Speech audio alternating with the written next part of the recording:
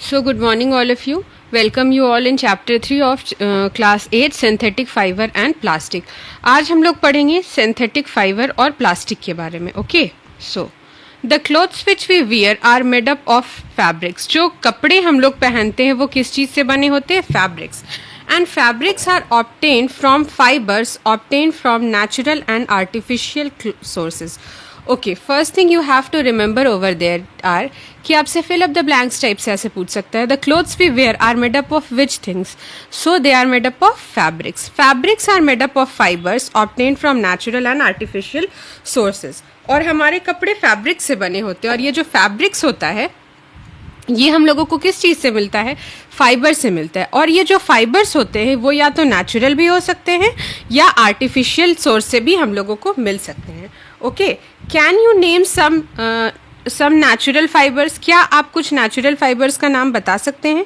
Fibres are also used for making a large variety of household articles. ये जो fibres होता है इससे हम लोग न सिर्फ कपड़े बनाते हैं बल्कि बहुत सारे घर के सामान भी बना सकते हैं. Make a list of some common articles made from fibres.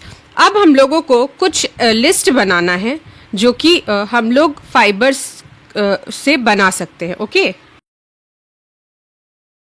try to separate them into those made from natural fibers and those from artificial fibers. और जो सामान है उसका लिस्ट बनाइए और उस लिस्ट में आप इस चीज़ को सेग्रीगेट कीजिएगा, अलग अलग कीजिएगा कि कौन सा जो सामान है वो आपका नेचुरल फाइबर से बना है और कौन सा सामान जो है वो आपका आर्टिफिशियल फाइबर से बना है.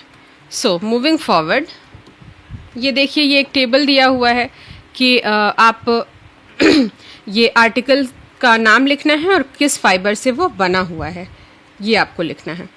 Why did you label some fiber as artificial? Why did you label some fiber as artificial? अच्छा, एक बात बताइए कि क्यों हम लोग कुछ फाइबर्स को आर्टिफिशियल कहते हैं.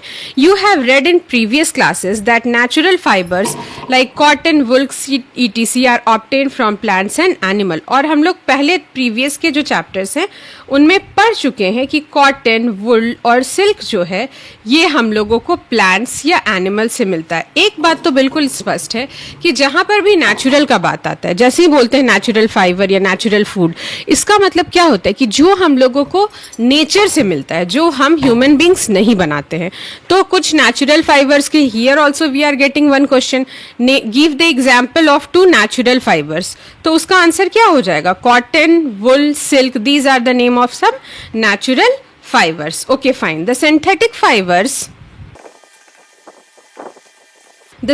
fibers on the other hand are made by human beings. That is why these are called synthetic fiber. और एक तरफ हमारा नेचुरल फाइबर्स होता है जो कि हम लोगों को नेचुरल सोर्सेज से मिलता है और एक तरफ सिंथेटिक और मैन मेड फाइबर होता है जो कि ह्यूमन बींग्स बनाते हैं जिस फाइबर्स को. तो सिंथेटिक फाइबर्स का क्या एग्जांपल्स हो सकता है? बहुत सारे एग्जांपल हो सकते हैं. नायलॉन, रेयॉन, उसके बाद acrylic. Okay, so these are the example of some synthetic fibres. Okay, now यहाँ हम लोग देखेंगे व्हाट आर सिंथेटिक फाइबर्स. तो एक बार एक क्विक रिवीजन ले सकते हैं कि हमने क्या क्या पढ़ा. कि हमारे क्लॉथ्स किस चीज़ से बने होते हैं? तो हमारे क्लॉथ्स फैब्रिक से बने होते हैं. और ये फैब्रिक हमें कहाँ से मिलता है? ये फैब्रिक हमें मिलता है फाइबर्स से. ठीक है, और ये जो फाइबर्स होते हैं ये हम नेचुरल सोर्सेज से भी ले सकते हैं और आर्टिफिशियल सोर्सेज से भी मिलता है. Give examples of two natural fibres. So cotton and silk and wool are some examples of natural fibers. And give two examples of artificial fibers. तो artificial और synthetic fibers का example हो जाएगा rayon, nylon and etc. Okay, now moving further we will study what are synthetic fibers. तो synthetic fibers क्या होते हैं? Try to recall the uniform pattern found in the necklace of beads joined with the help of thread. Recall मतलब याद करना, पीछे का याद करना. यूनिफॉर्म पैटर्न मतलब क्या होता है? जो एक सहन हो. ठीक है, मतलब एक यूनिफॉर्मिटी में हो, ऊपर नीचे ना हो. ओके, नेकलेस आप लोग देखे हैं ना, नेकलेस जो होता है वो एक ही धागा में गुथा हुआ होता है. बीज से मोती, बहुत सारे मोती को धागे में गुथ देते हैं तो वो एक यूनिफॉर्म पैटर्न बनाता है. ओके, और try to join a number of paper clips together to make a long chain. और ये देखिए ये पेपर क्लिप्स हैं, इसको एक दूसरे से हम क्या किए हैं, ज्वाइन कर दिए हैं, तो एक क्या बन गया, चेन टाइप का बन गया। Is there any similarity between two, क्या इन दोनों में कोई सिमिलैरिटी है? Okay, a synthetic fibre is also a chain of small units join together. Okay, ये जो सिंथेटिक फाइबर होता है ये और कुछ नहीं होता है, स्मॉल यूनिट्स को जब हम एक साथ ज्वाइन कर देते हैं और वो एक चेन बनाता है तो उसको हम सिंथेटिक फाइबर कहते हैं। Each small unit is actually a chemical substance. और यहाँ हम बात कर रहे हैं कि जो स्मॉल यूनिट्स होता है जब वो चेन बनाता है तो वो ज्वाइन टुगेदर होता है, वो चेन बनाता है, तो उसको हम लोग सिंथेटिक फाइबर बोलते हैं। और ये जो स्मॉल यूनिट होता है वो कुछ नहीं होता, वो क्या होता है, एक्चुअली केमिकल सब्सटेंस होता है। Many such small units combine to form a large unit called polymer.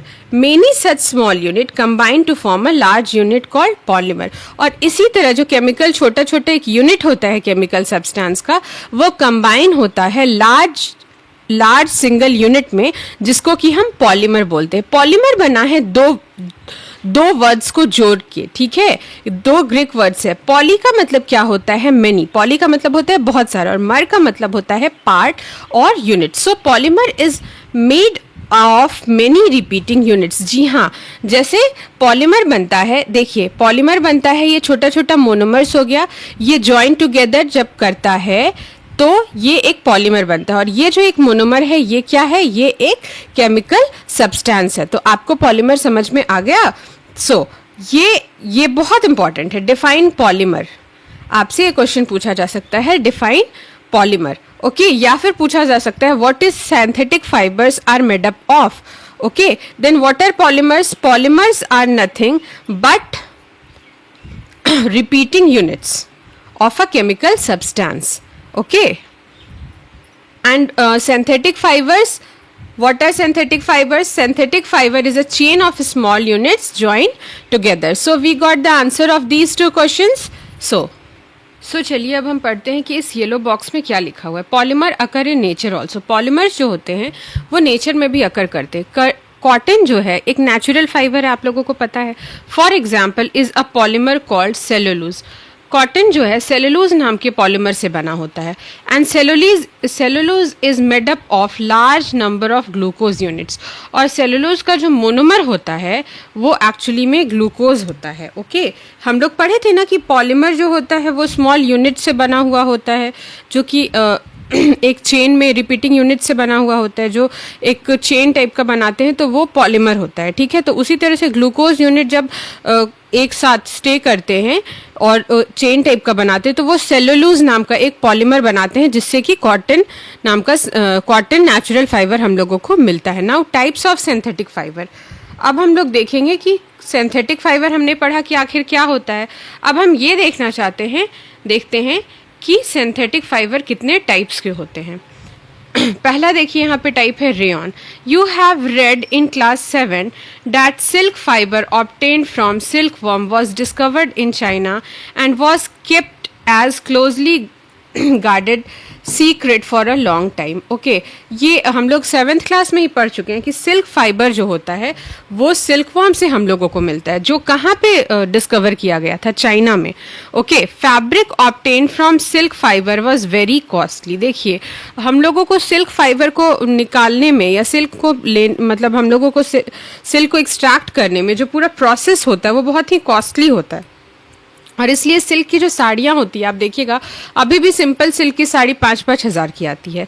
But it's beautiful texture fascinated everyone. Attempts were made to make silk artificially. Fascinated का मतलब होता है आकर्षित करना। ओके, तो जो सिल्क होता है ऑल्दो वो बहुत महंगा होता है, लेकिन फिर भी वो उसका जो टेक्सचर होता है वो कितना स्टैंडर्ड लुक भी आता है और वो बहुत ही आकर्षित करने वाला उसका टेक्सचर होता है।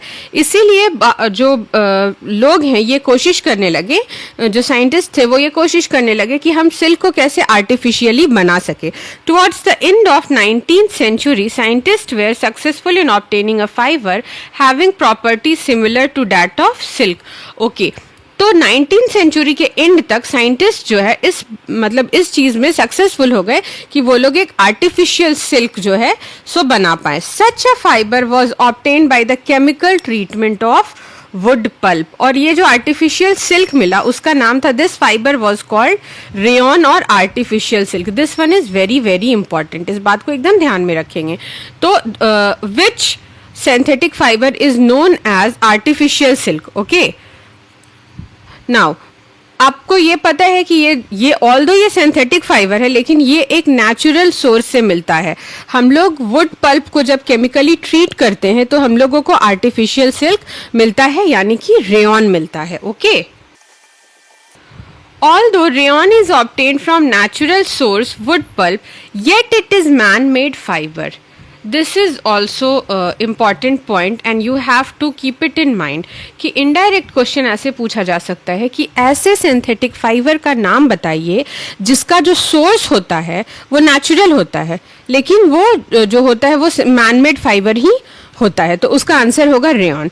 It is cheaper than silk and can be woven like silk fibres. ये जो होता है ये इसको क्यों कंसीडर किया जाता है सिल्क से ज़्यादा? रेयन को हम लोग सिल्क से ज़्यादा क्यों कंसीडर करने लगे? क्योंकि सिल्क बहुत महंगा होता है और जो हमारा आर्टिफिशियल सिल्क होता है वो बिल्कुल ही आपका वोवन किया जा सकता है, उसको बुना जा सकता है सिल्क की ही तरह, लेकिन वो सस्ता भी होता है.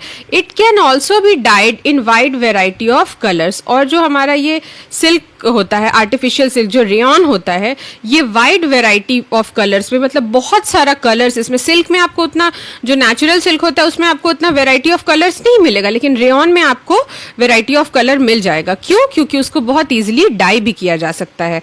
Rayon is mixed with cotton to make bed sheets or mixed with wool to make carpets. Okay, uses of rayon पूछ सकता है आपसे कि write two uses of rayon. Okay, then two uses of rayon you can say other than clothing. Okay, other than making dress materials, what are the two uses of rayons? तो rayon को हम लोग mix करते हैं जब cotton के साथ तो वो बेडशीट बनाने के काम आता है, और जब हम लोग उसको वुल के साथ मतलब मिक्स करते हैं तो कारपेट बनाने के. कारपेट आप लोग देखे होंगे हम लोग घर में ज़मीन पे बिछाते हैं, थोड़ा मोटा होता है, तो वो रेयन के ही फाइबर्स होते हैं जिसको कि जब हम लोग वुल के साथ मिलाते हैं तो वो कारपेट बनता है. और जब हम लोग रेयन फाइबर को कॉटन के साथ मिलाते हैं तो वो बेडशीट बनाने के काम आता है. Okay, one more question can be asked कि आप ये कमेंट कीजिए कि Y artificial silk rayon, that is rayon, is considered more than natural silk. Okay, तो because it is cheaper. Okay, उसका बहुत low maintenance होता है, ये भी बात होता है, and it can be dyed in wide variety of colors. Okay, now second type of synthetic fiber is nylon. ये एक बहुत ही इंटरेस्टिंग बात है. नायलॉन जो है पहली बार न्यूयॉर्क और लंदन में बना था. ठीक है, इसीलिए इसका नाम हम लोग नायलॉन रखे हैं. Nylon is another man made fibre. It in 1931 it was made without using any natural raw material. Okay, from plants and animal. Nylon जो होता है वो प्योर सिंथेटिक फाइबर होता है, and it is termed as first fully synthetic fibre. आपसे question पूछा जा सकता है कि name the first fully synthetic fibre, then the answer is nylon. First fully synthetic fiber. Then what will be the answer? The answer will be nylon. क्योंकि जब इसका जो रॉ मटेरियल होता है जिससे हम लोग नायलॉन बनाते हैं वो किसी भी प्लांट या एनिमल से नहीं लिया जाता. It was prepared from coal, water and air. Okay, what are the substances we use for making nylon? That is coal, water and air. This question can be asked, and it was a fully synthetic fiber. This line is very very important. Mark it as important. Nylon fiber was strong, elastic and light. It was lustrous and easy to wash.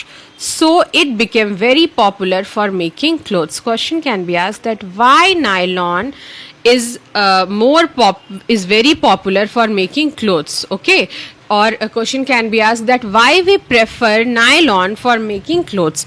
तो क्यों हम लोग ऐसा करते हैं? क्योंकि nylon जो होता है वो बहुत ही स्ट्रांग होता है, इलास्टिक होता है, लाइट होता है और लश्चरस होता है। आपको पता है नायलॉन की रस्सी इतनी मजबूत होती है कि उसको माउंटेन क्लाइंबिंग के लिए भी हम लोग यूज़ करते हैं।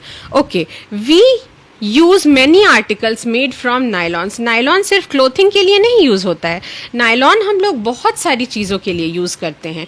ओके, अब देखते हैं किस किस चीज़ के लिए हम लोग नायलॉन का यूज करते हैं। We use many articles made from nylon such as socks, ropes, tents, tooth brushes, car seat belt, sleeping bag, curtains ETC। Nylons की हेल्प से हम लोग कौन कौन से आर्टिकल्स बना सकते हैं? Shock, ropes, tent, tooth brushes. Tooth brush का ऊपर वाला जो ब्रिसल्स होता है वो नायलॉन की हेल्प से बनाते हैं। Okay, nylon is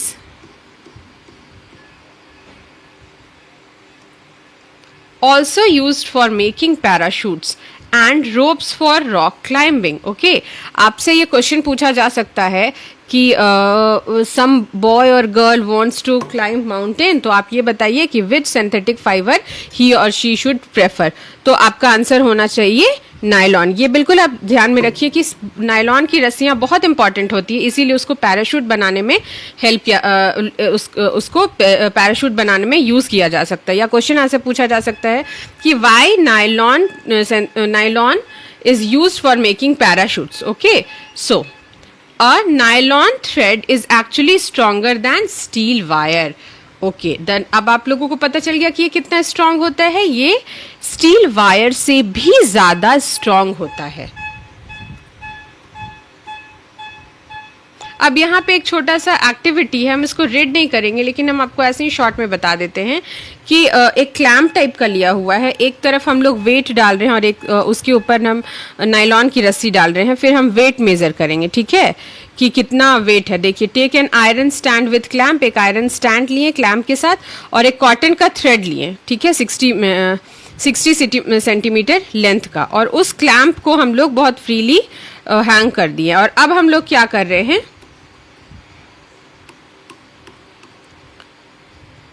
at the free end suspend a pan so that the weight can be placed on it। और एक फ्री एंड पे क्या करेंगे हम लोग, ऐसे रस्सी लटकाएं और उसका जो फ्री एंड है उस पर एक पैन लटकाएं जिसपे कि हम वेट को रख सके। Add weight 1 by 1 till the thread breaks। और इसका जो वेट है इसको हम बढ़ाते जाएंगे जब तक ये रस्सी टूट ना जाए। Okay, this weight indicates the strength of the fibre. और ये मतलब ये जो है जो जितना ज़्यादा वेट को टॉलरेट कर सकता है वो रस्सी उतनी ज़्यादा मजबूत होगी, वो थ्रेड उतना ज़्यादा मजबूत होगा। तो इस तरह से हम लोग 1 by 1, एक बार कॉटन का, एक बार पॉलिस्टर का, एक बार वुल का, एक बार नायलॉन का, इस तरह से हम लोग थ्रेड को बदलेंगे। ठीक है, और हम लोगों को ये पता चलेगा कि मतलब कौन सा जो आपका थ्रेड है वो सबसे ज़्यादा स्ट्रांग है। Is it clear? I think I am clear till now. अब आ जाते हैं, हम लोग पढ़ते हैं पॉलिस्टर और एक्रिलिक के बारे में। Polyester is another synthetic fibre.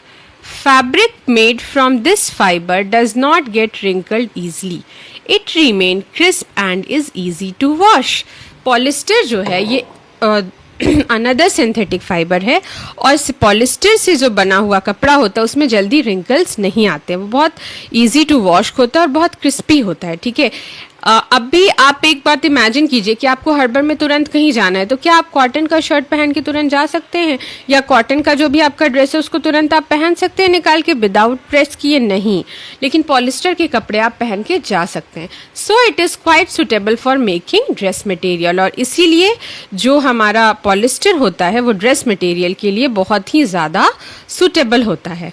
Okay, you must have seen people wearing polyester shirt and other dresses.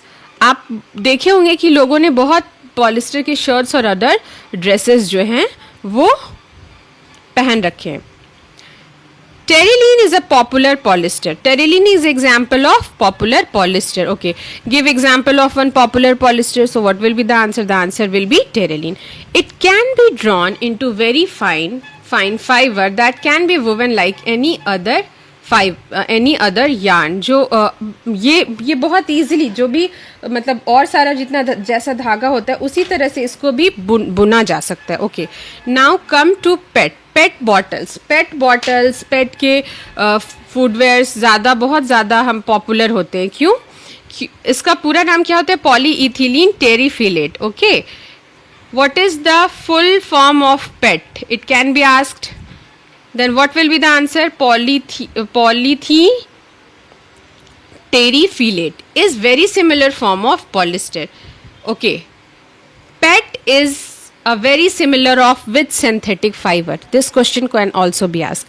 ये question पूछा जा सकता है. Okay, तो आंसर क्या होगा आपका? Polyester. It is used for making bottles, utensils, films, wires and many other useful products.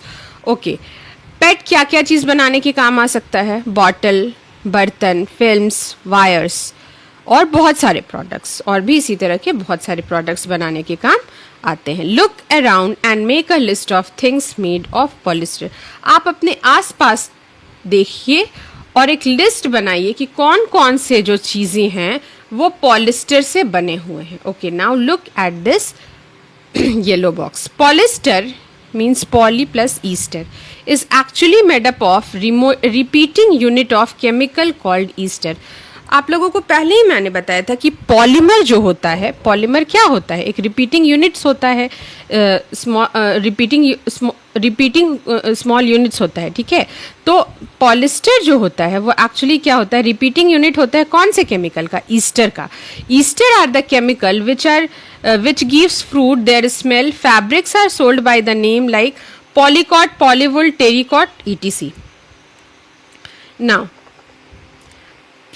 बहुत सारे ऐसे भी फाइबर्स हैं जिसको कि हम लोग पॉलिस्टर को उसके साथ मिलाते हैं तो एक न्यू, जैसे कि हम लोगों को मिलता था ना, रेयन को हम लोग मिलाते थे कॉटन के साथ तो बेडशीट बनाते थे, पर उसका कोई नाम नहीं दिए थे. ठीक है, लेकिन पॉलिस्टर को जब हम कॉटन के साथ मिलाते हैं तो हम लोग को नया फैब्रिक मिलता है, उसको क्या बोलते हैं? पॉलीकॉट. और पॉलीवुल, पॉलिस्टर को जब वुल के साथ मिलाते हैं तो उसको क्या बोलते हैं? Polywool. As the name suggest these are made by mixing of two types of fibre.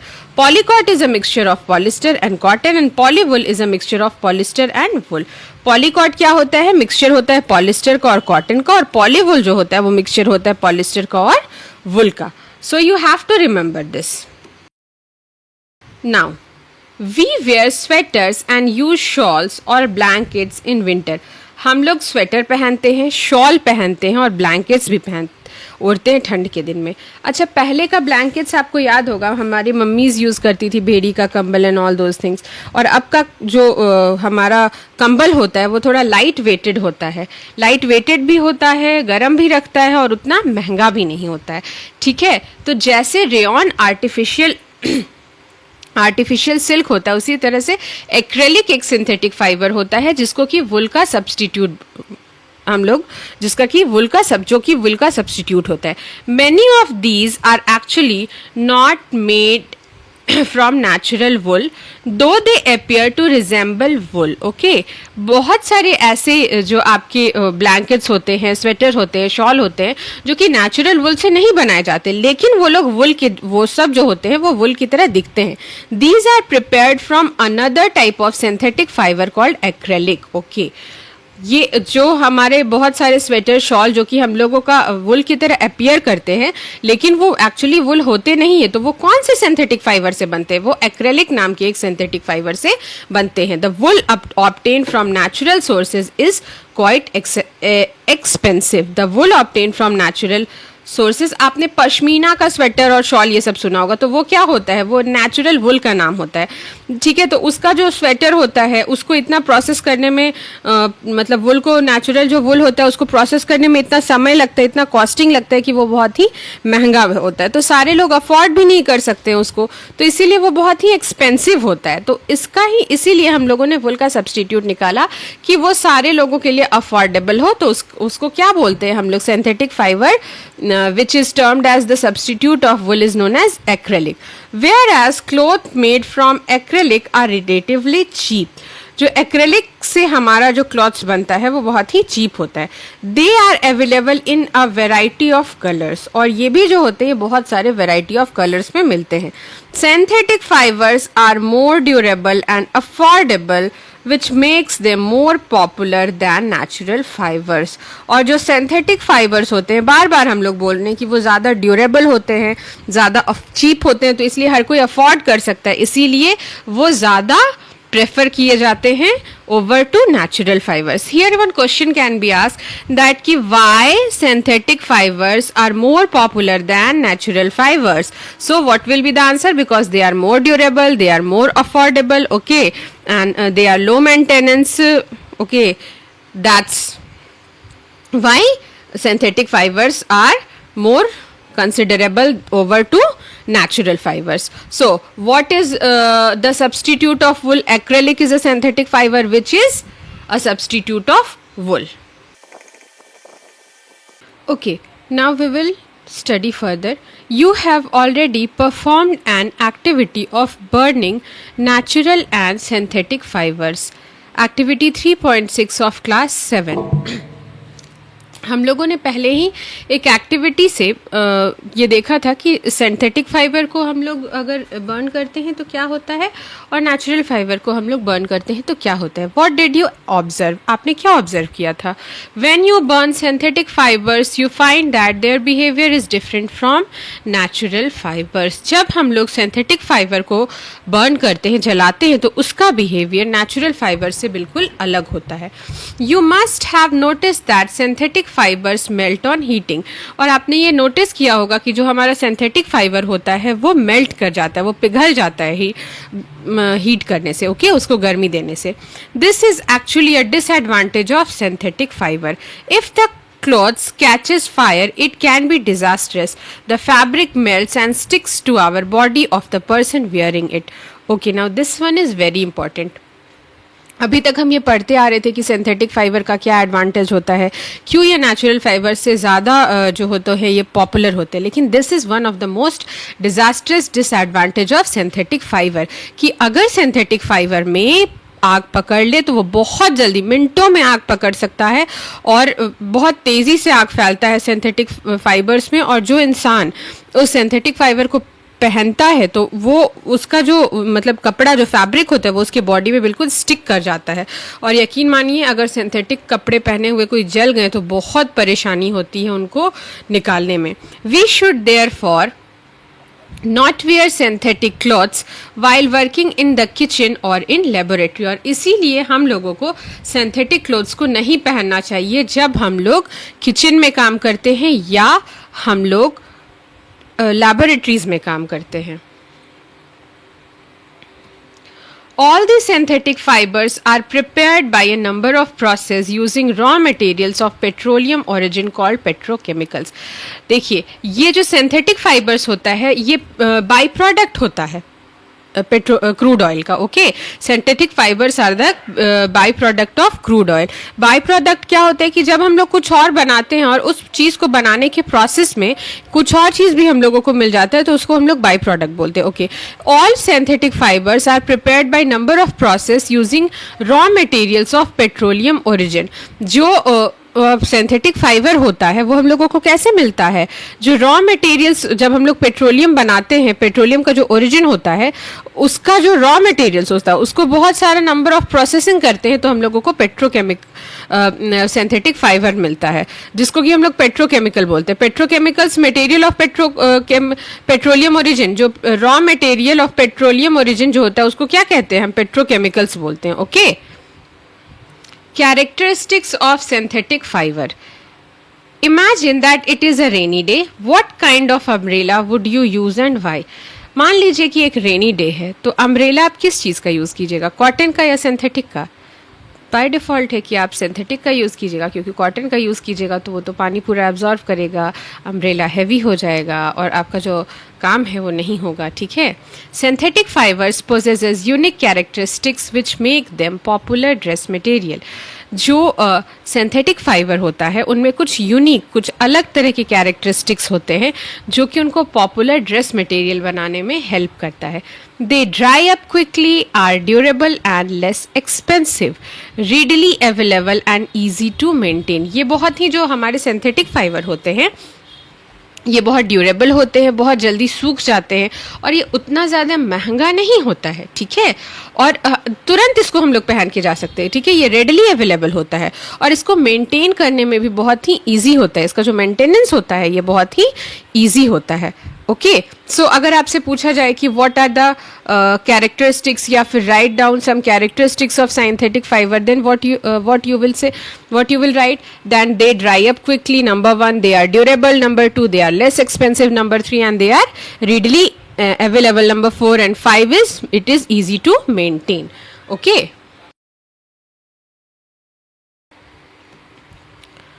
Perform the following activity and learn for your self. आपको कुछ एक्टिविटी दिया गया है और ये कहा गया है कि हम लोगों को खुद से इसको समझना है और लर्न करना है इस एक्टिविटी. तो देखते हैं कि क्या ये एक्टिविटी कह रहा है. Okay, take 2 cloth pieces of same size, roughly half a meter square each. One of these should be from natural fiber, the other could be of synthetic fiber. एक ही शेप और साइज का, मतलब एक ही जितना बड़ा 2 कपड़ा ले लीजिए. एक नेचुरल फाइबर का होना चाहिए, एक सिंथेटिक फाइबर का. You can take help of your parents in selecting these pieces. Parents का हेल्प ले सकते हैं या खुद भी समझ में आ जाएगा. एक कॉटन का कपड़ा ले लीजिए और एक रेयॉन का ले लीजिए या फिर नायलॉन का ले लीजिए. Soak the pieces in different mugs, each containing the same amount of water. 2 mug लीजिए, दोनों में एक ही ग्लास से एक एक ग्लास पानी डाल दीजिए और अलग अलग मग में, एक में नेचुरल फाइबर वाला जो कपड़ा है उसको डालिए, एक में जो सिंथेटिक फाइबर वाला जो कपड़ा है उसको डाल दीजिए. Okay, now take the pieces out of the container after 5 minutes and spread them in a sun for a few minutes. वो पीसेस को निकालिए कंटेनर से और उसके बाद फिर उसको सन में सुखा दीजिए. ठीक है, compare the volume of water remaining in each container. और फिर दोनों कंटेनर से जब हम कपड़ा को निकाल लेंगे तो देखेंगे कि कितना पानी बचा है. जैसे फॉर एग्जांपल ये एक मग है और ये दूसरा मग है. ठीक है, ये मग ए है, ये मग बी है. इसमें जो कॉटन वाला कपड़ा था उसको डिप कर दिए, इसमें जो सिंथेटिक फाइबर का कपड़ा था उसको डिप कर दिए. दोनों में पानी तो हम सेम डाले हैं, लेकिन जब हम इसको निकालेंगे, क्योंकि इसमें नेचुरल डाले थे, नेचुरल फाइबर से बना हुआ रुमाल डाले थे, तो इसका जो पानी होगा वो कम होगा और इसका जो पानी होगा वो ज़्यादा होगा. तो ये क्या शो किया हम लोगों को, ये शो किया कि जो नेचुरल फाइबर से बना हुआ हमारा कपड़ा होता है वो ज़्यादा पानी को एब्जॉर्व करता है, जबकि जो सिंथेटिक फाइबर से बना हुआ हमारा कपड़ा होता है वो उतने पानी को एब्जॉर्व नहीं करता है. Do synthetic fabrics soak less or more water than the natural fabrics? Do they take less or more time to dry? ये आपको नोटिस करना है. What does this activity tell you about the characteristics of synthetic fiber? क्या आपको characteristic synthetic fabric से आपको पता चलता है. Find out from your parents about the durability. अपने पेरेंट्स से उसकी ड्यूरेबिलिटी की कितने दिन तक जो कपड़ा है वो सिंथेटिक फाइबर का चलता है और नेचुरल फाइबर का कपड़ा जो है वो कितने दिन तक चलता है. Cost and maintenance of this fabric compare to the natural fabrics. No doubt कि जो आपका कॉस्ट होता है वो तो बार बार हम लोग पढ़ रहे हैं कि जो नेचुरल फैब्रिक्स होता है उसका कॉस्ट ज़्यादा होता है, फिर हमारा जो सिंथेटिक फाइबर्स होता है उसका कॉस्ट जो होता है वो थोड़ा कम होता है. नेचुरल फाइबर सूती कपड़े जल्दी फट जाते हैं, हमारा सिल्क का कपड़ा जल्दी फट जाता है.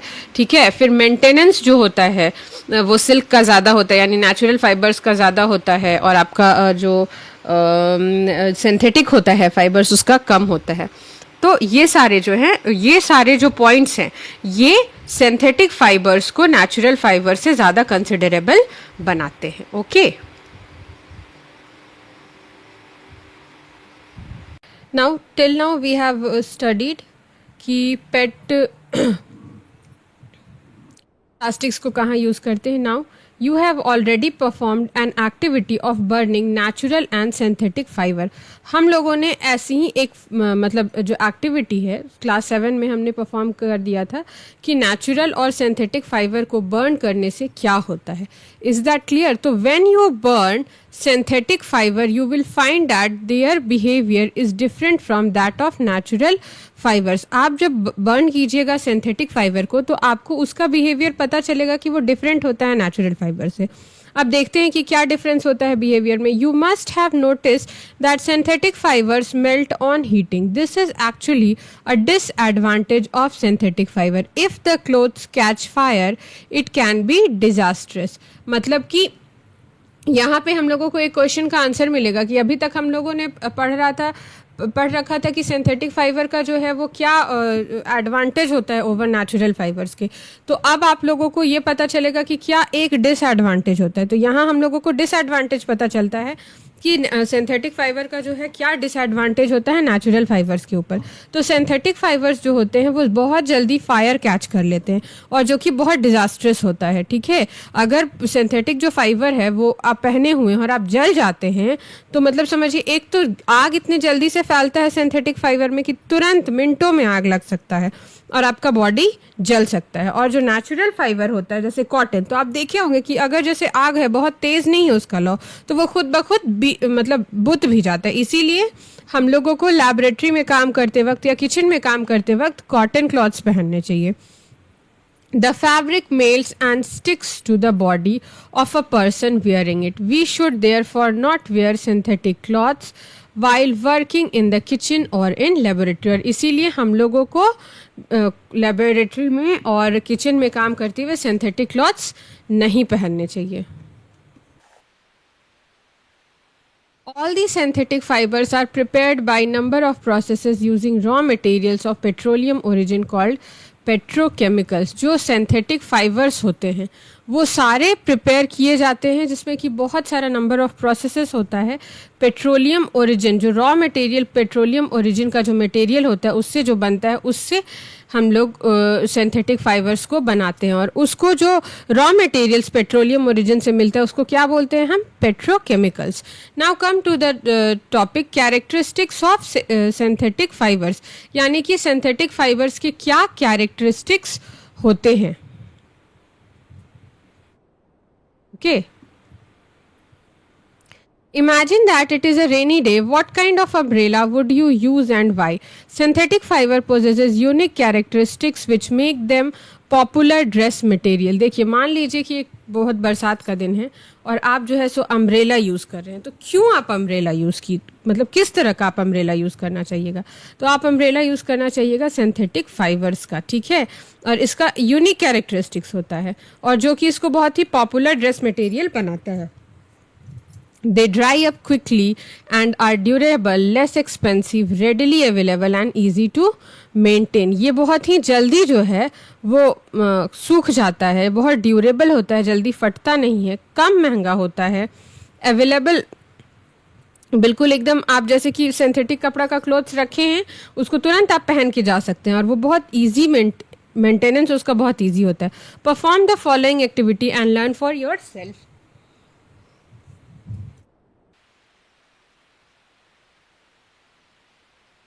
Take two cloth pieces of same size, roughly half a meter square each. दो क्लॉथ्स लीजिए सेम साइज का. ठीक है, और क्या कीजिए कि one of this should be of natural fibre and other should be of synthetic fibre. एक जो है दो मतलब एक जो है सिंथेटिक फाइबर का यूज़ कीजिएगा और एक नेचुरल फाइबर का. You can take help of your parents in selecting these pieces. आप हेल्प ले सकते हैं अपने पेरेंट्स का इसको सेलेक्ट करने में. Soak the pieces in different mugs each containing the same amount of water. और डिफरेंट मग्स जो है सो ले लीजिए उसमें मतलब समान जो है इक्वल अमाउंट ऑफ वाटर लीजिए और नेचुरल फाइबर का जो क्लॉथ्स है उसको डिप कीजिए और जो सिंथेटिक फाइबर है उसको डिप कीजिए. ठीक है, take the pieces out of the container. जो पीसेज है कपड़ा का उसको कंटेनर से बाहर निकालिए and after 5 minutes spread them in sun for a few minutes. और उसको 5 मिनट के बाद धूप में जो है फ्यू मिनट्स के लिए सुखा दीजिए. Compare the volume of water remaining in each container. और फिर कंपेयर कीजिए कंटेनर की मतलब कितना पानी बचा है. जैसे नेचुरल फाइबर जो कॉटन का फाइबर है उसको डिप किए तो जितना पानी बचेगा, और सिंथेटिक फाइबर हम डाले उसको डिप किए और निकाले तो जितना पानी बचेगा, दोनों का अमाउंट देख लीजिए। नेचुरल वाले का जो अमाउंट होगा वो क्या होगा, कम होगा, और जो सिंथेटिक होगा उसमें जो पानी होगा वो ज़्यादा होगा। इसका मतलब क्या है आपका कि सिंथेटिक फाइबर जो है वो आपका कम पानी को एब्जॉर्व करता है, इसलिए वो जल्दी सूख जाता है, और जो नेचुरल फाइबर का कपड़ा है वो जो है जैसे कि कॉटन का कपड़ा हुआ, सिल्क का कपड़ा हुआ, वो ज़्यादा पानी को एब्जॉर्व करता है। तो इससे हम लोगों ये दो चीज़ को हम लोग नोटिस कर सकते हैं। Okay, Do synthetic fibers soak less and more water than the natural fiber? Do they take less or more time to dry? ये क्वेश्चन पूछा गया तो आपको पता चल जाएगा इसका आंसर कि हाँ, जो सिंथेटिक फाइबर्स होते हैं वो लेस वाटर एब्जॉर्व करते हैं, और जो नेचुरल फाइबर्स होते हैं वो ज़्यादा पानी ऑब्जॉर्व करते हैं। ओके, तो फिर क्या होगा, नेचुरल फाइबर्स जो होता है वो सूखने में ज़्यादा टाइम लगेगा, सिंथेटिक फाइबर कम टाइम लेगा। What does this activity tell you about the characteristics of synthetic fibre? और ये एक्टिविटी क्या बताता है आपका सिंथेटिक फाइबर के ये के बारे में, कैरेक्टरिस्टिक्स के बारे में। Okay, find out from your parents about the durability, cost and maintenance of the fabrics. मतलब अपने पेरेंट्स से पूछिए कि वो कितना ड्यूरेबल होता है हमारा सिंथेटिक क्लॉथ्स, और जो नेचुरल क्लॉथ्स होता है वो कितना ज़्यादा हमारा ड्यूरेबल होता है, कितने टाइम तक चलता है, और कितना मेंटेनेंस का कॉस्ट होता है उसका। Okay, now plastics. अब हम लोग पढ़ेंगे प्लास्टिक्स के बारे में। Okay, You must be familiar with many plastic articles used every day. Make a list of such items and their uses. हम लोगों को पता होगा कि बहुत सारा हम लोग रोज़ दिन जो है डेली अपने लाइफ में बहुत सारा आर्टिकल्स प्लास्टिक का बना हुआ यूज़ करते हैं, और उसका एक लिस्ट बनाना है। ओके, दिस इज प्लास्टिक होता है वो भी एक पॉलीमर होता है। Plastic is also a polymer like a synthetic fibre. All plastics do not have same type of arrangement unit. In some it is linear whereas other it is cross link. कुछ जो arrangement होता है plastic का उसमें कुछ linear arrangement होता है और किसी में आरा टेढ़ा और क्रॉस लिंक्ड होता है।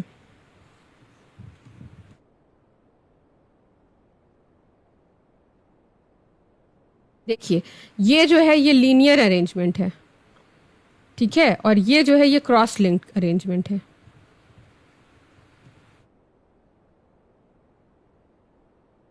ये लीनियर अरेंजमेंट है और ये क्रॉस लिंक अरेंजमेंट है। ओके, इसको याद रखिएगा, ये क्वेश्चन पूछा जा सकता है कि that plastic, we all know that plastic is a polymer and what type of arrangement, या फिर what name two kinds of arrangement which are found in plastics. Okay, in some it is linear और whereas other it is cross link. Plastic articles are available in all possible shapes and sizes as you can see in Figure 3.7. Have you ever wondered how this is possible? जो plastic articles होता है वो हम लोगों को हर shape और size में मिलता है। Plastic articles are available in all possible shapes and size. जो प्लास्टिक का आर्टिकल्स होता है वो हर शेप और साइज में मिलता है। और आप कभी ये सोचे हैं कि ये कैसे पॉसिबल है कि प्लास्टिक का जो आर्टिकल है वो हर शेप और साइज में मिलता है। The fact is that plastic is easily mouldable, can be shaped in any form. Plastic can be recycled, reused, coloured, melted, rolled into sheets or make it wires. That is why it finds such a variety of uses. यहाँ एक बहुत ही important question बन सकता है that why plastics are widely used. ठीक है, why plastics are widely used, कि क्यों हम लोग प्लास्टिक्स को इतना वाइडली यूज कर सकते हैं। Because it is number one, it is easily mouldable, okay, it can be recycled, it can be reused, and it can be colored, and it can be melted. That's why it is widely use. ठीक है, इसलिए हम लोग plastics को इतना widely use करते हैं क्योंकि एक तो हमारा साइकिल जो प्लास्टिक होता है उसको हम लोग रिसाइकल कर सकते हैं। जो प्लास्टिक वेस्ट हमारा आया उसको रिसाइकल करके फेंकने की जरूरत नहीं, उससे फिर हम लोग जो है सो सामान दूसरा बना सकते हैं उसको फैक्ट्री में रिसाइकल करके। दूसरी बात कि उसको मेल्ट करके हम किसी भी शेप में ढाल सकते हैं, तो इससे भी बहुत वो हमारे लिए क्या होता है, हेल्पफुल हो जाता है। Is that clear? Polythene, poly plus ethene, is an example of plastic. Polythene जो है एक एग्जाम्पल है प्लास्टिक का। It is use for making commonly use polythene bags, और ये किस लिए यूज़ किया जाता है? पॉलीथीन बैग्स बनाने के लिए। Now try to bend a piece of plastic yourself. Can all the plastic articles be bend easily? ठीक है, आप कोशिश कीजिए कि प्लास्टिक जो है उसको, एक प्लास्टिक का पीस लीजिए और उसको बेंड करने का कोशिश कीजिए। कैन ऑल प्लास्टिक आर्टिकल्स भी बेंड इजिली? क्या हर प्लास्टिक का आर्टिकल्स जो है उसको इजिली मोड़ा जा सकता है? You will observe that some plastic articles can bend easily while some break when forced to bend। ठीक है, कुछ प्लास्टिक का जो आर्टिकल्स होता है उसको इजीली बेंड किया जा सकता है, लेकिन कुछ जो है वो टूट जाएगा। अगर उसको हम जोर से ऐसे बेंड करेंगे तो वो टूट जाएगा। When we add hot water to plastic bottle, it gets deformed। जब हम लोग गर्म पानी किसी प्लास्टिक के बॉटल में डालते हैं तो वो क्या हो जाता है? डिफॉर्म हो जाता है। Such plastics which get deformed easily on heating and can be bent easily are known as thermoplastics। Here also we will get one important question। ऐसे प्लास्टिक्स के बॉटल या ऐसे प्लास्टिक जिसमें कि गर्म पानी डालने से वो डिफॉर्म हो जाता है, हीट करने से वो बहुत ही इजीली बेंट हो जाता है, ऐसे प्लास्टिक्स को हम थर्मोप्लास्टिक्स बोलते हैं।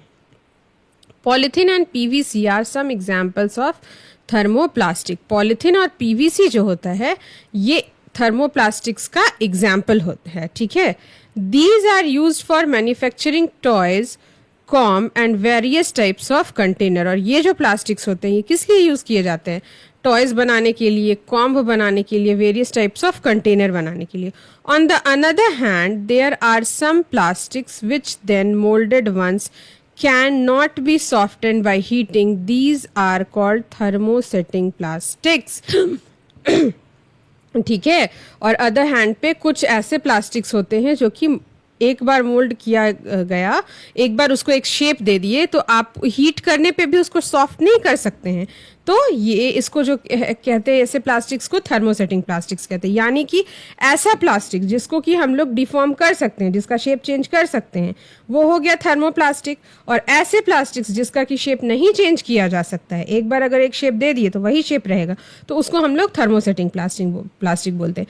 एक बहुत इंपॉर्टेंट क्वेश्चन आपसे पूछा जा सकता है कि right difference between thermoplastics and thermosetting plastics. तो कम से कम 3 पॉइंट्स आपको यहाँ से मिल जाएगा। ठीक है, अभी हम आपको बताते हैं। जैसे एक बार तो डेफिनेशन लिख दी है कि those plastic which can be deformed easily are called thermoplastics and that can not be deformed are called thermosetting plastic. ये एक हो गया। फिर दूसरा पॉइंट होगा पॉलीथीन। जैसे यहाँ है polythene and PVC are examples of thermoplastic. Polythene और पीवीसी जो है, जैसे आपका क्या हो गया, एग्जाम्पल हो गया थर्मोप्लास्टिक का। तो थर्मोसेटिंग्स का एग्जाम्पल क्या होगा? Bakelite and melamine. Bakelite and melamine are the examples of thermosetting plastics. Now, bakelite is a poor conductor of heat and electricity. bakelite जो होता है ये poor conductor of heat and electricity होता है। इसको यूज नहीं करेंगे हम डिफरेंस में, क्योंकि डिफरेंस में दोनों का इक्वालिटी होना चाहिए, एक ही बारे में बात होना चाहिए। अब इसका यूजेस क्या क्या है? जैसे ये थर्मोप्लास्टिक्स का यूज किया जाता है आपका कॉम्ब बनाने में, फिर मैन्युफैक्चरिंग टॉयज बनाने में। और जो थर्मोसेटिंग प्लास्टिक्स है इसका यूज़ करते हैं हम लोग इलेक्ट्रिक स्विचेस बनाने में, हैंडल ऑफ वेरियस अंसिल्स बनाने में। ओके, नाउ ये तो आपको मिल गया एक क्वेश्चन यहाँ पे, ये जो है सो बहुत इंपॉर्टेंट है, लिखोगे तो लिख भी लेना तुम लोग। Okay, now melamine. Melamine is a versatile material. It resists fire and can tolerate heat better than other plastic. Melamine जो होता है ये बहुत ही वर्सेटाइल मटेरियल होता है और it resist fire and can tolerate heat better than other plastic. और ये जो मेलामाइन होता है वो फायर को रेजिस्ट कर सकता है, ठीक है, और हीट को भी, मतलब बहुत जल्दी गर्म होके पिघलेगा नहीं, ठीक है। It is used for making floor tiles, kitchen ware and fabrics which resist fire, ठीक है। ये जो है फ्लोर का, जो ज़मीन का टाइल्स होता है ना, इसको बनाने में और किचन का भी कुछ सामान बनाने में यूज़ करते हैं। Okay, 3.8 figure shows the various use of thermoplastics and thermosetting plastics. चलिए आइए देख लेते हैं कि जो फिगर है 3.8 उसमें क्या क्या दिया हुआ है आर्टिकल्स ऑफ थर्मोसेटिंग प्लास्टिक्स। ये देखिए थर्मोसेटिंग प्लास्टिक्स का कौन कौन सा आर्टिकल्स बनाया हुआ है। प्लेट है जिसमें हम लोग खाते हैं, फिर ये पता ये आपका स्विच है। Okay now articles made by thermoplastics. ये देखिए ये वायर दिख रहा है आपको, ये डब्बा इस तरह का देखे होंगे घर में, सामान रखने के काम आता है। फिर ये वायर हो गया, ये थर्मोप्लास्टिक्स का यूज़ होता है। Okay fine.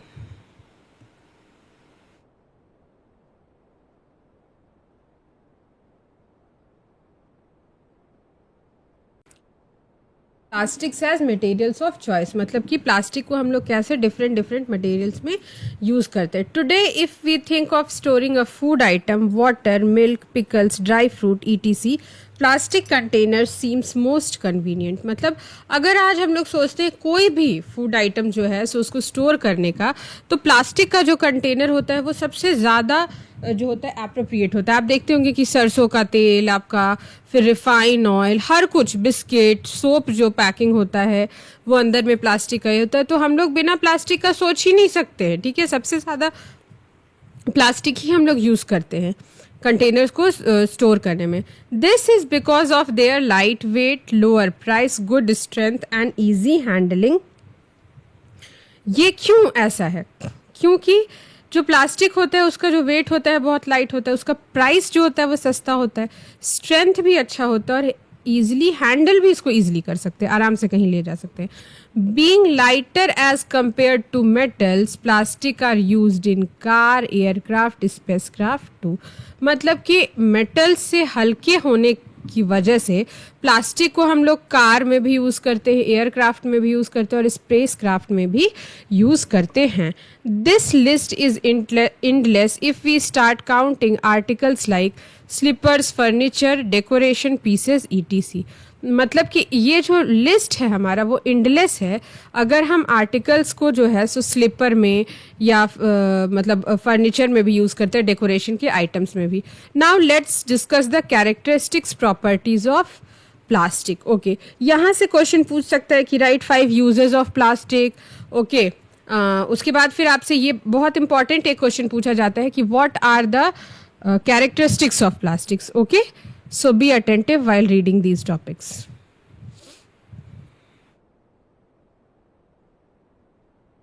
Plastic is non-reactive. You know that metals like iron get rusted when left exposed to moisture in air. Metals जो है जैसे आयरन होता है वो क्या हो जाता है, जंग लग जाता है। ठीक है, जब उसको जो मॉइस्चर और एयर है उसमें एक्सपोज किया जाता है। But plastics do not react with water and air. लेकिन प्लास्टिक्स जो है वो वाटर और एयर के साथ रिएक्ट नहीं करता है। They are not corroded easily. वो जो है वो बहुत जल्दी उसमें जंग नहीं लगता। That is why they are use to store various kinds of material including many chemicals. और इसीलिए बहुत सारा मटेरियल्स को जो है हम लोग यूज कर, मतलब why, that is why they are use to store various kinds of material including many chemicals. और इसीलिए हम लोग बहुत सारा मटेरियल्स को भी मतलब यूज करते हैं और केमिकल्स को भी हम लोग यूज करते हैं प्लास्टिक में स्टोर करने के लिए। Plastic is light, strong and durable. Plastics जो होता है वो लाइट होता है, स्ट्रॉन्ग होता है और ड्यूरेबल भी होता है। ठीक है, talk to your parents or grandparents about the types of buckets that were used in the past. What is the material of buckets or mugs you are using today? अपने parents और grand parents से बात कीजिएगा, पूछेगा कि किस तरह का बकेट वो लोग पुराने ज़माने में यूज़ करते थे। तो जानते हो हमारा स्टील का बकेट होता था, लोहा का फिर बकेट होता था हमारा, जिसका बर्तन बनता है ना उसका बकेट होता था, और यकीन मानिए बहुत भारी बकेट होता था। Okay, what are the advantage of using plastic as a container? क्या एडवांटेज है अगर हम प्लास्टिक्स को कंटेनर की तरह यूज़ करेंगे? तो देखिए, since plastic is very light, strong, durable and can be moulded into different shapes and size, it is used for various purposes. Okay, क्योंकि जो प्लास्टिक होता है वो बहुत ही हल्का होता है, मजबूत होता है, टिकाऊ होता है, इसीलिए किसी भी शेप में उसको मोल्ड किया जा सकता है। Plastics are generally cheaper than metals. जो प्लास्टिक्स होता है जनरली चीपर होता है, सस्ता होता है मेटल से। ठीक है, they are widely used in industries and for household materials. ये जो होता है ये वाइडली यूज किया जाता है किसमें, इंडस्ट्रीज में और हाउस होल्ड मटेरियल्स में. Make a list of different kinds of plastic materials that you use in daily life. एक लिस्ट बनाइए प्लास्टिक के चीज़ों का, ठीक है. Sorry, make a list of different kinds of plastic container that you use on daily life. नहीं, आपको एक लिस्ट बनाना है प्लास्टिक के कंटेनर्स का कि कहाँ कहाँ हम लोग प्लास्टिक का जो कंटेनर है उसको यूज करते हैं. Plastic are poor conductors. Plastic जो होता है वो बहुत ही बुरा कंडक्टर होता है, मतलब कि वो इलेक्ट्रिसिटी को पास ऑन नहीं करता है. You have learn above that plastics are poor conductor of heat and electricity. देखिए एक तो आपका जब पूछा जाएगा कि write two characteristics of plastic, तो पहला हो जाएगा they are, plastics are non reactive. ठीक है, plastics are non reactive. Okay, second हो जाएगा they are poor conductor of heat.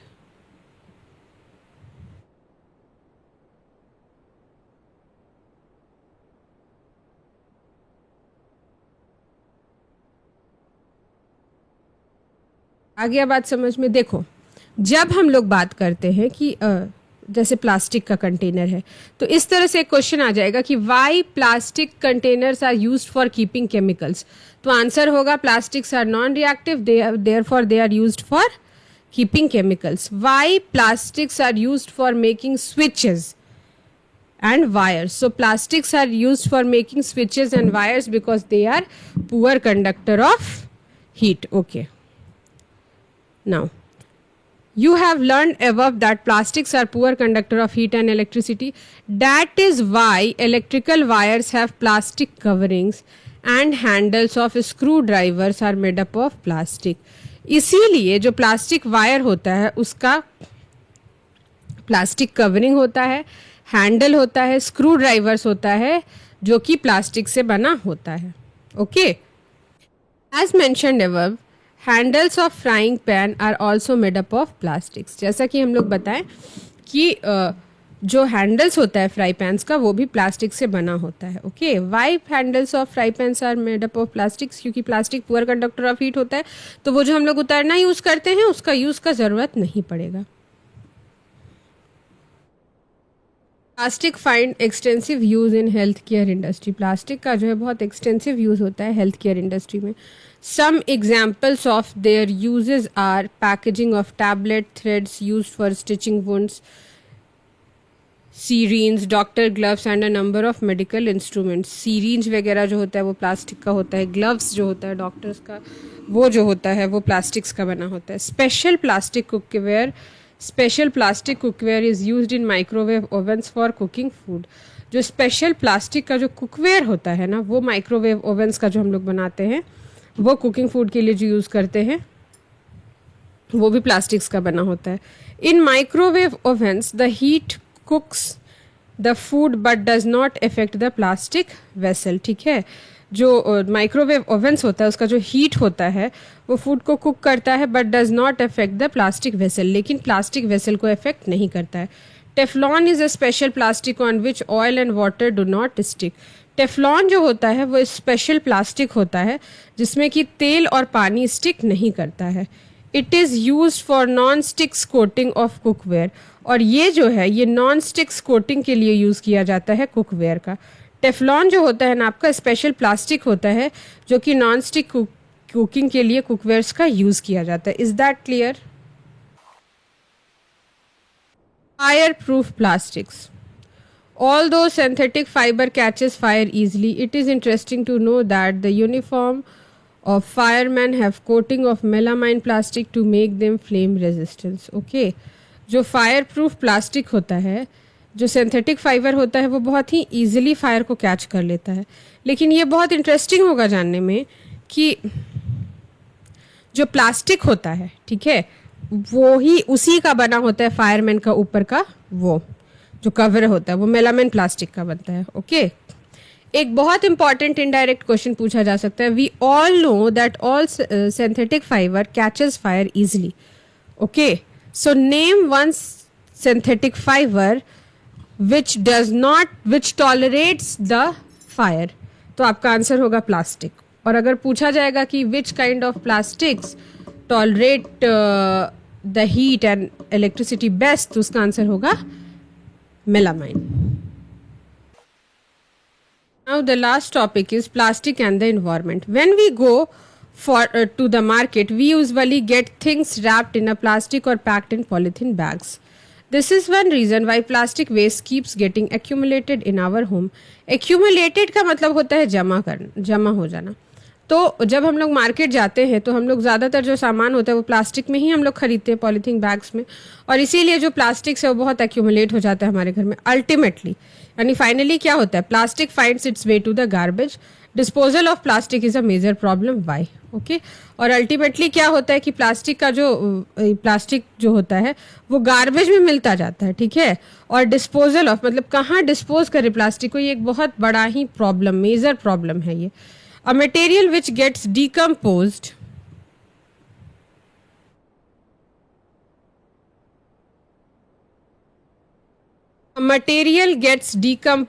through natural process such as action by bacteria is called biodegradable. एक material जो होता है जो कि डिकम्पोज होता है नेचुरल प्रोसेस से,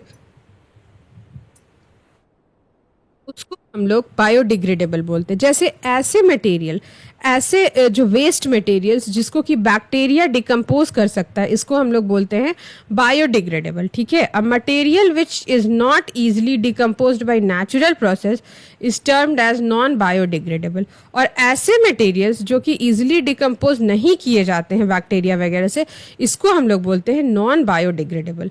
ओके. ऐसा चीज जो जिसको कि बैक्टीरिया डिकम्पोज कर सकता है उसको बायोडिग्रेडेबल बोलते हैं. ऐसा चीज जिसको कि बैक्टीरिया डिकम्पोज नहीं कर सकता उसको नॉन बायोडिग्रेडेबल बोलते हैं. Vegetable, fruits, left over food stuff etc. जो वेजिटेबल्स और फ्रूट्स का जो छिलका होता है वो बायोडिग्रेडेबल होता है, ठीक है. उसको कितना दिन में होता है? 1 से 2 वीक्स में. पेपर जो होता है वो 10 से 30 डेज में होता है बायोडिग्रेडेबल, मतलब डिकम्पोज होता है. कॉटन क्लोथ्स भी 2 से 5 महीने में हो जाता है डिकम्पोज. वुड जो होता है 10 से 15 साल में होता है डिकम्पोज. वुलन क्लोथ्स जो होता है वो 1 साल में हो जाता है. और टिन, एल्युमिनियम और अदर मेटल कैंस जो होता है वो 100 से 500 साल लगता है. ओके. प्लास्टिक बैग्स जो होता है सेवरल ईयर्स, यानी पता ही नहीं है, इसीलिए ये भी नॉन बायोडिग्रेडेबल के कैटेगरी में रखते हैं. और tin, aluminium and other metal cans का भी नॉन बायोडिग्रेडेबल के कैटेगरी में रखते हैं. ऐसे आपसे क्वेश्चन पूछा जा सकता है कि difference between biodegradable and non biodegradable materials. Okay. तो दोज आपका क्या आंसर होगा? Those material which get decompose through natural process. ऐसे मटेरियल जो कि नेचुरल प्रोसेस से डिकम्पोज हो जाते हैं उनको हम लोग क्या बोलते हैं? बायोडिग्रेडेबल. और ऐसे मटेरियल जो कि नहीं होते हैं डिकम्पोज उसको बोलते हैं नॉन बायोडिग्रेडेबल, ठीक है. ये एक पॉइंट हो गया. दूसरा पॉइंट में आप एग्जाम्पल दे सकते हैं कि examples of biodegradable and example of non biodegradable. Okay.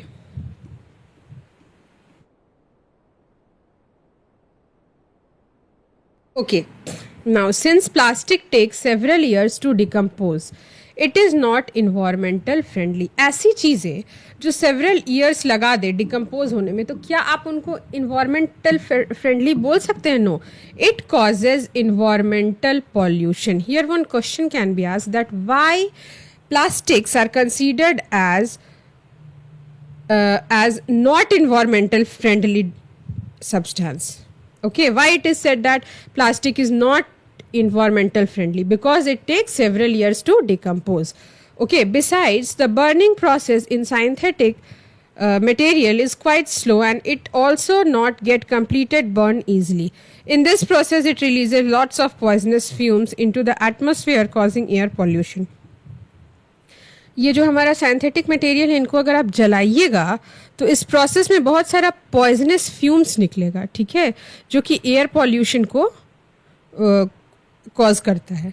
How can this problem be solve? कैसे ये प्रॉब्लम सॉल्व होगा? जब हम लोग प्लास्टिक्स को बर्न करेंगे तो बहुत सारा पॉइजनस गैस निकलता है. तो ये जो पॉइजनस गैस निकलता है, फ्यूम निकलता है एटमॉस्फेयर में, और जिससे कि एयर पॉल्यूशन होता है. तो ये जो प्रॉब्लम है हमारा, इस प्रॉब्लम से हम लोगों को कैसे हम लोग इसको सॉल्व कर पाएंगे?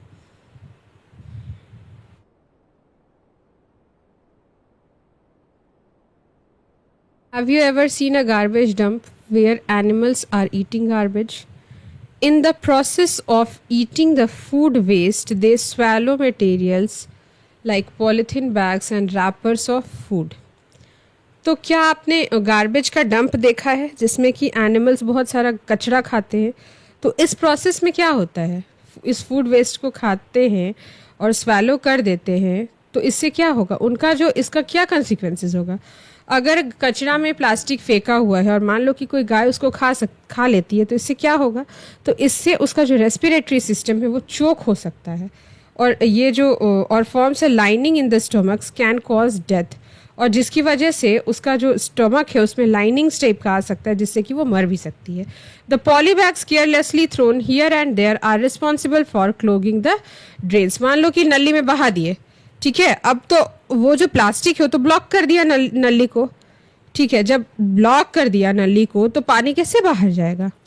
आया बात समझ में? Sometimes we are very careless and throw the wrappers of chips, biscuits and other eatables on the road or in parks or in picnic places. Should we not think twice before doing so? जैसे हम लोग जो eatables है और ये जो plastic bags वगैरह होता है वो पार्क में, पिकनिक प्लेसेस में, ये सब में फेंक देते हैं, तो क्या हम लोगों को ये नहीं सोचना चाहिए कि फेंक दिए तो अब आएगा गाय बैल ये सब खा लेगा, तो इससे अच्छा है कि हम उसको एक डस्टबिन में डालें, इससे अच्छा है कि हम उसको एक डस्टबिन में डालें. Okay. Sometimes we are very careless and throw the wrappers of chips, biscuits and other eatables on the road or in park picnic places. Should we not think twice before doing so? As a responsible citizen, what measures do you suggest to keep the public places clean and free from plastic? एक responsible citizen के तौर पे आप क्या measures suggest कर सकते हैं कि पब्लिक प्लेस को क्लीन रखा जाए, ठीक है, प्लास्टिक्स उसमें ना हो? तो देखिए, एक चीज हो सकता है कि आप 2 डस्टबिन बना दीजिए, प्लास्टिक मटेरियल्स एक तरफ डालिए और इधर उधर ना फेंकें, ठीक है, ये भी चीज हो सकता है. So we will move forward.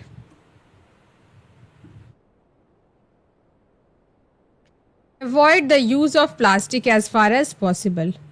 जितना ज़्यादा हो सके हम लोगों को प्लास्टिक्स का यूज़ कम करना चाहिए. Make use of bag made up of cotton और jute when you go for shopping. हम लोगों को बैग्स जो है वो कॉटन का या जूट का बनाना चाहिए जब हम लोग शॉपिंग के लिए जाते हैं. The biodegradable and non biodegradable wastage should be collected separately and disposed of separately. Okay, हम लोगों को बायोडिग्रेडेबल सब्सटेंस और नॉन बायोडिग्रेडेबल सब्सटेंस उसको सेपरेटली करेक्ट करना चाहिए. अच्छा, एक बात बताइए, एक क्वेश्चन आपका यहाँ से भी पूछा जा सकता है, that we are saying that plastic is not environmental friendly, ठीक है, तो what should we do? Okay, what should we do to avoid the uses of plastic or to prevent our environment from the disadvantageous properties of plastic? तो उसका पहला number होगा कि हम लोग प्लास्टिक को कम से कम यूज़ करें. दूसरा कि जो प्लास्टिक बैग्स है वो कॉटन और जूट का बना हुआ हम लोग लेकर के जाएं और प्लास्टिक नहीं यूज़ करें, ठीक है. Practise this in your homes. Can you suggest some other ways in which you contribute towards reducing the use of plastic materials? कुछ और भी चीज़ें बताइए जो आप कर सकते हैं जिससे कि प्लास्टिक का यूज़ जो है वो कम हो सके. Cycle plastic waste. Most of the thermoplastics can be recycled. ये मतलब ये ज़्यादा बेटर होगा कि प्लास्टिक वेस्ट को हम लोग रिसाइकिल करें, ठीक है. Most of the thermoplastics are recycled. Okay, make a list of items that can be recycled. However during recycling certain coloring agents are added. This limits the uses of especially for storage of food. ठीक है. और recycle के दौरान क्या होगा कि colour discolour हो जाता है बहुत सारी चीज़ों का, तो कलर ऐड होता है. As a responsible citizen remember 5R principles. Earlier it was 4R पर अभी इसको 5R कर दिया गया है. तो एज अ रिस्पॉन्सिबल सिटीजन हम लोगों को ये याद करना चाहिए पड़ेगा कि 5R प्रिंसिपल क्या होता है. तो reduce, reuse, recycle, recover and refuse, ठीक है.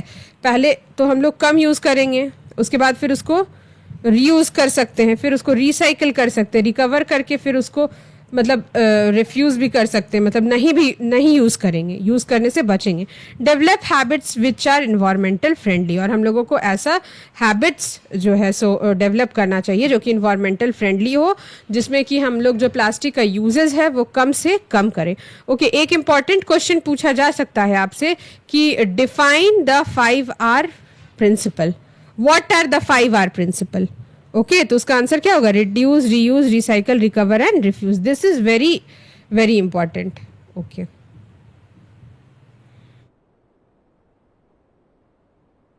Fibre wise, do not throw plastic bag in the water bodies और ऑन द रोड। हम लोगों को जो प्लास्टिक बैग्स होता है उसको वाटर बॉडीज में, यानी कि कहीं नदी नाला तालाब में नहीं डालना चाहिए। Take a cotton carry bag of jute bag while going for shopping. आप जो है ना कॉटन का जो बैग होता है उसको कैरी कीजिए, या जूट बैग को, जब आप शॉपिंग के लिए जा रहे हैं। Try to minimise the use of plastic material. ठीक है, प्लास्टिक मटेरियल का जो यूज है उसको मिनिमाइज कीजिए। Use A steel lunch box instead of plastic one. Plastic का जो होता है कोई मटेरियल, उससे ज़्यादा अच्छा है कि आप स्टील का लंच यूज़ कीजिए। ओके, क्योंकि प्लास्टिक्स का यूज़ जितना कम किया जाएगा वो उतना ज़्यादा इन्वायरमेंटल फ्रेंडली होता है। Okay, now that's all for today. Will meet again with a new chapter, so stay connected. Good bye.